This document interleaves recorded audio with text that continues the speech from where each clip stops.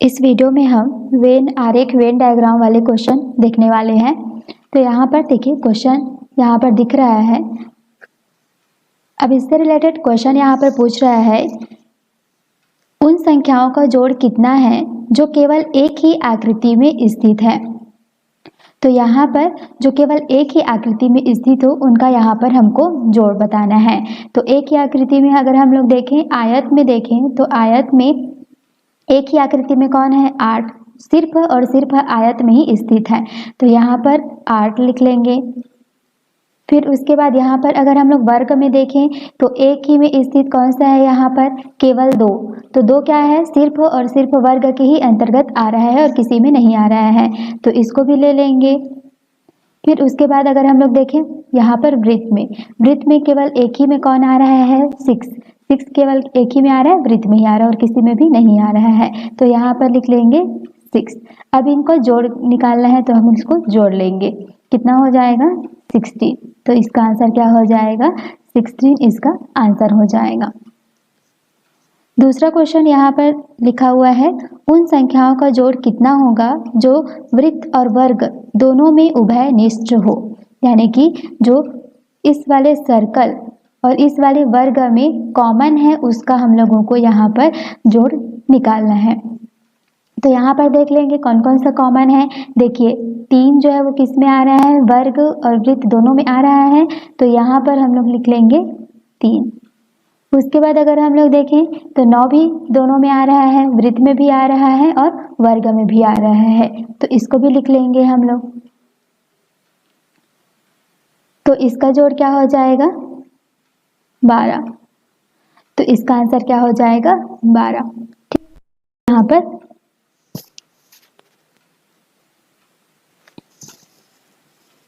अब ये देखिए ये नेक्स्ट क्वेश्चन है। यहाँ पर इसमें ये जो है छात्र को रिप्रेजेंट कर रहा है और ये वृत्त जो है ये कारीगर को रिप्रेजेंट कर रहा है और यहाँ पर इसकी बात करें तो ये नर्तक को रिप्रेजेंट कर रहा है। अब इसके बेसिस पे यहाँ पर क्वेश्चन दिया हुआ है जिसके बेस पे आपको आंसर बताना है। तो क्वेश्चन है, वैसे छात्र जो कारीगर है परंतु नर्तक नहीं है। तो हमको ऐसे छात्र को बताना है जो तो कारीगर है लेकिन वो नर्तक नहीं है। तो हमको ऐसे क्षेत्र निकालना पड़ेगा जो केवल कारीगर में आते हों और नर्तक में ना आते हों। ठीक, तो इसका आंसर क्या हो जाएगा, इसका आंसर हो जाएगा बी। क्योंकि देखिए कारीगर के अंतर्गत बी, एफ, ई और सी आते हैं, तो जो सी और ई हैं वो क्या हो जा रहे हैं, नर्तक के अंतर्गत आ रहे हैं। तो हम लोगों को क्या बताना था, वैसे छात्र, तो हम लोगों को छात्र के अंतर्गत आए वैसे भी देखना है। तो जो हमारा बी है वो छात्र के अंतर्गत आ रहा है और कारीगर के अंतर्गत भी आ रहा है, लेकिन वो नर्तक के अंतर्गत नहीं आ रहा है। तो हमको वही बताना था कि वैसे छात्र जो कारीगर हैं लेकिन नर्तक नहीं है। तो आंसर क्या हो जाएगा, बी।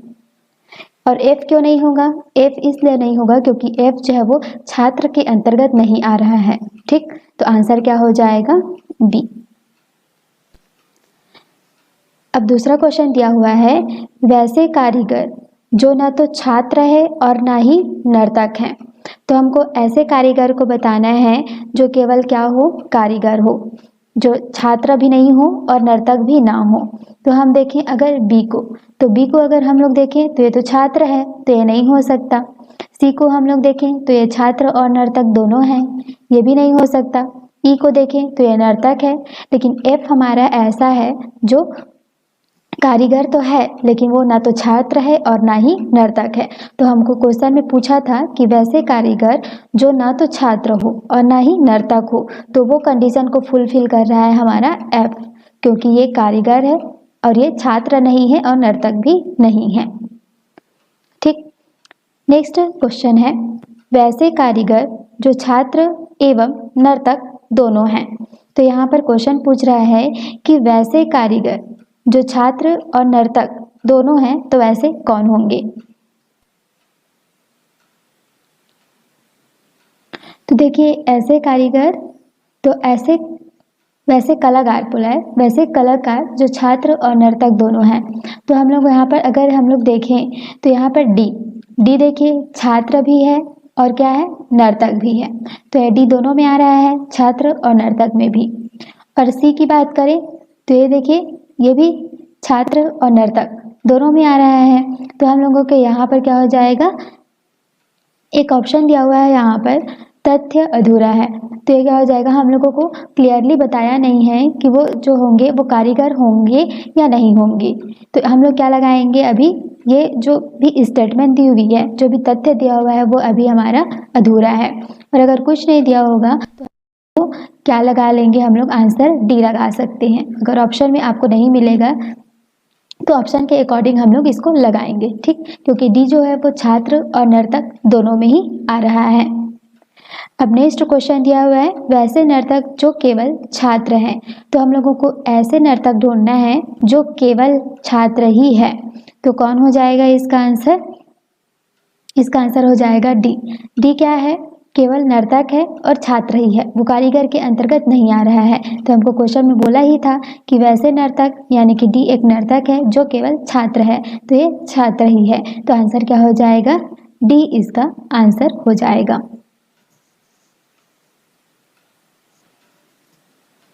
ये देखिए, अब ये नेक्स्ट क्वेश्चन है यहाँ पर, इसमें आपको जो आकृति दी हुई है इसमें आयत दिया हुआ है। आयत किसको रिप्रेजेंट कर रहा है, आयत जो है ये पुरुष को रिप्रेजेंट कर रहा है, पुरुषों को।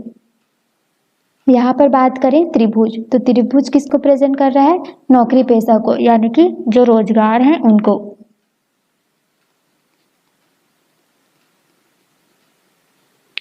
और यहाँ पर वृत्त की बात करें तो वृत्त जो है वो इंजीनियर को कर रहा है।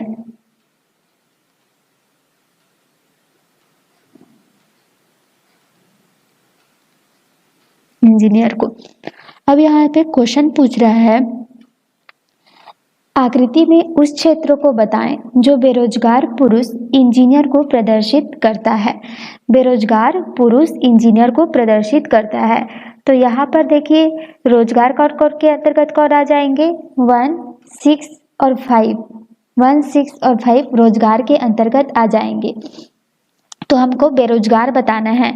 तो बेरोजगार पुरुष और इंजीनियर, यानी कि हम लोगों का जो ये ट्रायंगुलर है, त्रिभुज है, ये नहीं आना चाहिए, क्योंकि जो ट्रायंगुलर है ये क्या रिप्रेजेंट कर रहा है, रोजगार व्यक्तियों को रिप्रेजेंट कर रहा है। तो हमको अभी रोजगार नहीं बताना है, बेरोजगार बताना है, इसलिए हम लोगों का जो त्रिभुज है ये नहीं आना चाहिए।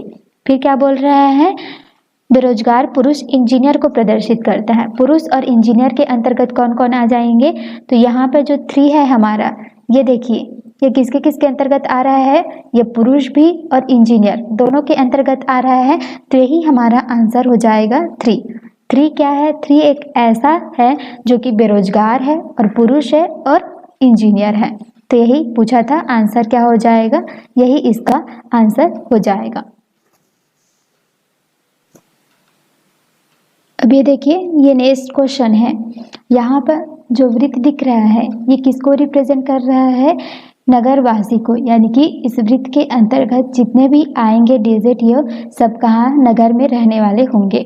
और यहाँ पर ये वर्ग दिख रहा है, वर्ग के अंतर्गत जो भी यहाँ पर डिजिट दिख रहा है ये सभी क्या हो जाएंगे, सिविल कर्मचारी होंगे। और यहाँ पर आयत दिख रहा है, इस आयत के अंतर्गत जो भी आएंगे वो सभी क्या होंगे, पुरुष होंगे। और यहाँ पर दिख रहा है ट्रायंगुलर, तो ये त्रिभुज के किसको रिप्रेजेंट कर रहा है, शिक्षित को, यानी कि इस त्रिभुज के अंतर्गत जो भी आएंगे वो सभी क्या हो जाएंगे, शिक्षित होंगे। तो यहाँ पर पहला क्वेश्चन इसके अकॉर्डिंग पूछ रहा है, निम्नलिखित में से कौन शिक्षित तथा नगर निवासी पुरुष हैं। यानी कि हमको पुरुष भी देखना है, शिक्षित भी देखना है और नगरवासी भी देखना है। तो ऐसा कौन सा है जो तीनों में हम लोगों को दिख रहा हो। तो क्या हो जाएगा इसका आंसर,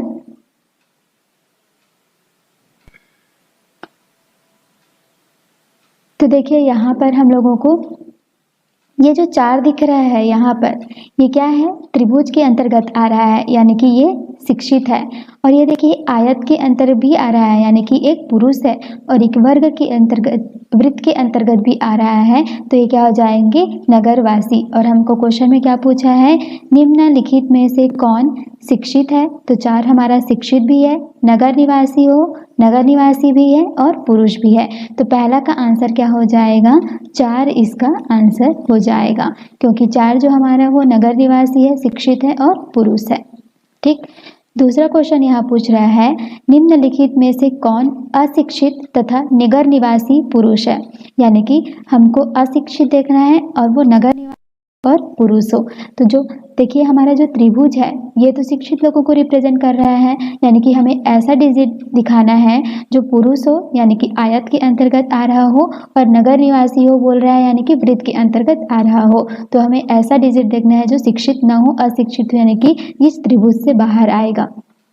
तो ऐसा कौन सा हो जाएगा, ये दो को देखिए यहाँ पर, ये जो 2 है ये क्या है, पुरुष है और नगर निवासी है। ठीक, तो यही हमारा आंसर हो जाएगा।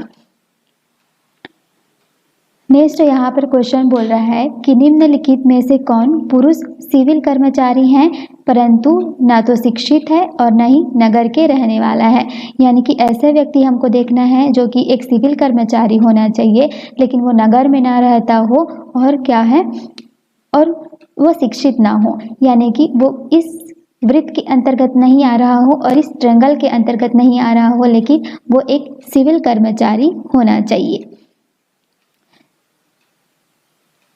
और वो यहाँ पे बोला है कि जो सिविल कर्मचारी है वो पुरुष है। क्वेश्चन को एक बार देखिए, फिर से पढ़ रही हूँ। निम्नलिखित में से कौन पुरुष सिविल कर्मचारी है परंतु नगर निवासी नहीं है और शिक्षित भी नहीं है। तो हमें पुरुष और सिविल कर्मचारी में हम लोगों को देखना है कौन सिमिलर हो रहा है। तो यहाँ पर देखिए जो 8 है, 8 क्या है, एक सिविल कर्मचारी है और एक पुरुष भी है, क्योंकि ये वृत्त के अंतर्गत नहीं आ रहा है। ठीक, तो तीसरे का आंसर क्या हो जाएगा, 8 एक पुरुष है और सिविल कर्मचारी है, लेकिन वो क्या है, शिक्षित नहीं है, क्योंकि ट्रायंगुलर से बाहर है, अशिक्षित है, और नगर निवासी नहीं है क्योंकि वृत्त से बाहर है वो। नेक्स्ट यहाँ पर क्वेश्चन है, निम्नलिखित में से कौन ना तो सिविल कर्मचारी है ना ही शिक्षक है परंतु नगर के रहने वाले हैं और पुरुष नहीं है। तो यहाँ पर देखिए इस क्वेश्चन में बोल रहा है कि ऐसे जो है, लेकिन वो नगर में रहने वाला है और वो सिविल कर्मचारी नहीं होना चाहिए और शिक्षित भी नहीं होना चाहिए और पुरुष भी नहीं होना चाहिए। तो ऐसा कौन है, 3 क्या है, देखो नगर में रहता है, लेकिन ना तो वो पुरुष है और ना ही शिक्षित है और ना ही सिविल कर्मचारी है, क्योंकि वो सिविल कर्मचारी के अंतर्गत रहा है, ना ही इस पुरुष के अंतर्गत आ रहा है और ना ही इस शिक्षित के अंतर्गत आ रहा है। तो आंसर क्या हो जाएगा, 3। नेक्स्ट क्वेश्चन यहाँ पर पूछ रहा है आपको, निम्नलिखित में कौन सिर्फ सिविल कर्मचारी है परंतु न तो पुरुष है न नगर निवासी है और अशिक्षित है। तो अशिक्षित यानी कि ट्रायंगुलर से बाहर आना चाहिए, वो सिर्फ सिविल कर्मचारी है। तो देखिए यहाँ पर 7 क्या है, सिर्फ सिविल कर्मचारी है, ना तो वो नगर निवासी है और ना ही पुरुष है और ना ही शिक्षित है। तो ये क्या हो जाएगा, 7। देखिए आप लोग को समझ में आ गया होगा। अगर किसी को भी डाउट है तो वो कमेंट सेक्शन में कमेंट करके बता सकते हैं कि किस जगह में उनको प्रॉब्लम आ रही है। ठीक, अब ये देखिए नेक्स्ट क्वेश्चन है, आपको यहाँ पर क्वेश्चन दिया हुआ है जिसमें ये ट्रायंगुलर है।